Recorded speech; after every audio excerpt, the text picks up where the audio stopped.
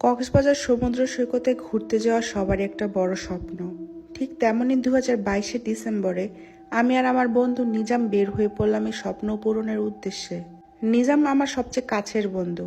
ওর সাথে কোথাও ঘুরতে যাওয়া মানে স্বর্গ সুখে থাকা। আমরা রাতের বাসটা ঠিক করি কক্সবাজারের উদ্দেশ্যে। শীতের রাত, প্রবল বেগে যাচ্ছে বাস, পাশে নিজাম। মুহূর্তটা অতুলনীয়। খুব উপভোগ করলাম সেদিন বাস জার্নিটা। পরের দিন প্রায় দুপুরে আমরা হোটেলে উঠলাম। হোটেল পেয়েছে একদম মনের মতো। হোটেলের জানালা থেকে সমুদ্রের অপরূপ দৃশ্য দেখা যায়। যথারীতি কিছুক্ষণ বিশ্রাম করে আমরা সমুদ্রে নেমে পড়লাম। দীর্ঘ সময় সমুদ্রে সাঁতার কাটলাম, নানা রকম মাছ, সামুদ্রিক জীব ধরলাম। মনে হচ্ছিল যেন জগতের সব সুখ সমুদ্রেই লুকিয়ে আছে। সমুদ্রের ঢেউ, লীলা খেলা আর ডুবন্ত সূর্য, উফ কি যে চমৎকার দৃশ্য, বলে বোঝানো সম্ভব না। সন্ধ্যায় আমরা হোটেলে ফিরে ফ্রেশ হয়ে হালকা কিছু নাস্তা করলাম। তারপর আবার বেরিয়ে পড়লাম বাইরে হাঁটার জন্য। বিকেলে যে সমুদ্রকে অপরূপ সুন্দর দেখাচ্ছিল, রাতে যেন সেই সমুদ্রই ভিন্ন এক রহস্যময় রূপ ধারণ করেছে। চারদিকে ঘুটঘুটে অন্ধকার, সামনে বিশাল সমুদ্র, তার একপাশে বিশাল বড় বড় গাছপালা। আমরা হাঁটতে হাঁটতে সেদিকটাই গেলাম। অনেকক্ষণ হাঁটার পর বুঝলাম অনেক ভিতরে চলে এসেছি। রাতও অনেক হয়েছে, এবার হোটেলে ফেরা দরকার। কুয়াশার কারণে চারপাশ যেন আরো অন্ধকার হয়ে আছে। মোবাইলের আলোতে খুব একটা দেখা যাচ্ছিল না। আমরা ধীরে ধীরে হোটেলের দিকে যাচ্ছিলাম। হঠাৎ নিজামের কিছু একটা পা দিয়ে মাটিতে পড়ে যায়।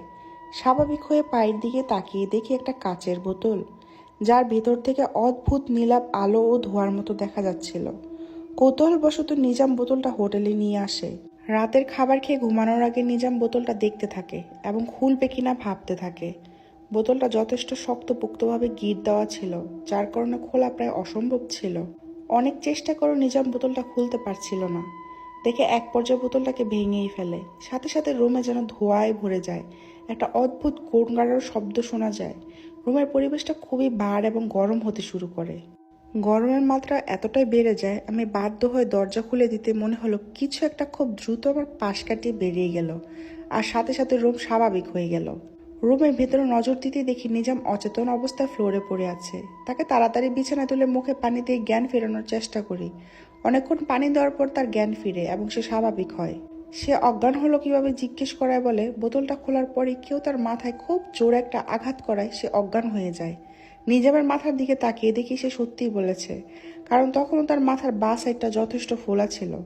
তাকে কিছু ব্যথার ট্যাবলেট খাইয়ে ঘুমাতে চলে যাই। রাত প্রায় 3:30। নিজামের চিৎকার আমার ঘুম ভেঙে যায়। দেখলাম সে মাথায় হাত দিয়ে কান্না করছে। ওর অস্বাভাবিক আচরণ দেখে আমি ওকে কিছু ছুরা পরে মাথায় ফু দেওয়ার সাথে সাথে নিজাম আমাকে এত জোরে একটা চট দিল যে আমার চোখ দিয়ে পানি বেরিয়ে যায়। মনে হলো যেন কোনো দানব আমাকে থাপ্পড়টা দিল। সেদিন ওর জন্য আর ঘুম হলো না। সারা রাত ওর চিৎকার আর কান্না দেখেই কেটে গেল। তবে সকালেও ওর অবস্থার কোনো উন্নতি হচ্ছিল না। রাতের মধ্যে চিৎকার করছে। কোনো উপায় না দেখে সেদিনে আমরা একটা প্রাইভেট কার ভাড়া করে ঢাকার উদ্দেশ্যে রওনা দিই। গাড়িতে পুরোটা সময় নিজাম পিছনের দিকে তাকিয়েছিল আর বিড়বিড় করে বলছিল, ও আমাকে ছাড়বে না, আমাকে মেরে ফেলবে। বাসায় এসে সবাইকে সবটা খুলে বলি এবং ওকে হাসপাতালে অ্যাডমিট করি, কিন্তু তাতেও কোনো লাভ হলো না।